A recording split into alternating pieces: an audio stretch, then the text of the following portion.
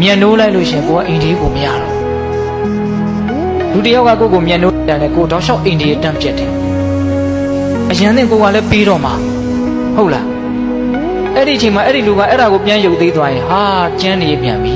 တော်တော်ဆိုးတယ်တော့တခါကြီးမိုင်းမြစဉ်းစားကြည့်နော်မြန်နိုးတဲ့လူကိုကပြန်ပြီးတော့မြန်နိုးရတဲ့ကိစ္စကလည်းတကယ်မလွယ်ဘူးသူကကိုရာသက်ပန်ကြီးမင်းကိုငါမြန်နိုးရမလို့စာချုပ်ထားတာပါ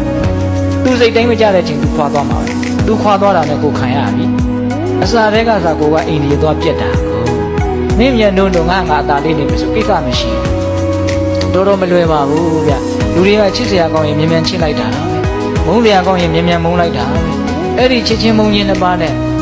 လူတွေဟာပြာခတ်ပြီးတော့အလုပ်တွေရှုပ်နေတယ်လို့ထင်တာပဲဒီကိစ္စမှမြဟုတ်လားအဲ့ဒါ